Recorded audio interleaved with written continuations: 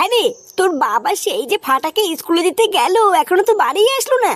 যাওয়ার সময় আমি এই যে বললাম যে আসার সময় বাজারটা করে নিয়ে আসতে, তা এত দেরি করে আসলে আমি রান্নাটা কখন করবো বলতো?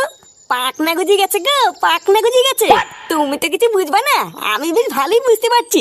কি সব বলছিস? পাকনা গজিয়ে গেছে মানে? ও, তোমাকে যদি এখন আমি বলি সবই তোমার মাথার উপর দিয়ে যাবে। সময় আসুক সবই বুঝতে পারবা। গিন্নি, আরে কই গো গিন্নি? হ্যাঁ গো, কি হয়েছে তোমার? মুখটা অমন করে আছো কেন? আরে কি, তোমাকে তো যাওয়ার সময় বলে দিলাম বাজার আনতে, তুমি আনোনি। আর বলো না গিন্নি, একটা বিশাল বড় বিপদ হয়ে গেছে। ওমা, বিপদ কেন? কি হয়েছে? দাদু ভাইকে স্কুলে দিয়ে বাজার করবো বলে বাজারের দিকে যাচ্ছিলাম, হঠাৎ 2-3 জন মোটরসাইকেলে করে এসে আমাকে চাকু দেখিয়ে আমার সব টাকা নিয়ে গেছে গো গিন্নি।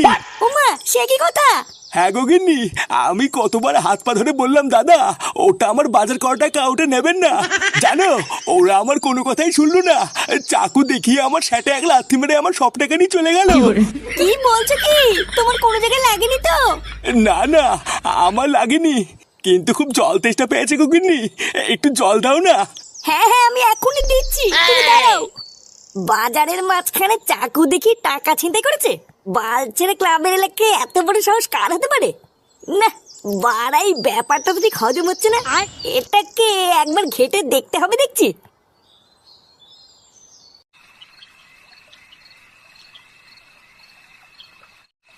এইসব তুই কি বলছিস কি রে? হ্যাঁ, তা নয় তো কি আমি তোমার কাছে মিথ্যা বলছি নাকি? আমি আর ল্যাংচা আজকে বাজারের প্রতিটা কোনায় কোনায় কি খোঁজ নিয়েছি। আজকে সারাদিনে বাজারের কোনো জায়গাতেই কোনো ছিনতাই হয়নি। কিন্তু তোর বাবা যে বললো বাজারের ভিতর থেকে তোর বাবার সব টাকা ছিনতাই হয়ে গেছে। আরে ছাড়ো তো, ওই সবই হলো ঢপ, বুঝলে তো? তোমার যদি বিশ্বাস না হয় তুমি ল্যাংচার কাছে জিজ্ঞাসা করো না, ও তো ছিল আমার সাথে নাকি। হ্যাঁ গো কাকিমা, আমরা বাজারের প্রতিটা দোকানে দোকানে কি খোঁজ নিয়েছি। আজকে নাকি বাজারে কোনো জায়গাতেই কোনো ছিনতাই টিনতাই হয়নি গো। হ্যাঁ রে ফুটো, তাহলে কি তোর বাবা কোনো মেয়ে ছেলের খপ্পরে পড়লো নাকি রে? পড়বে আর কি বলছো, পড়ে গেছে দেখো গিয়ে।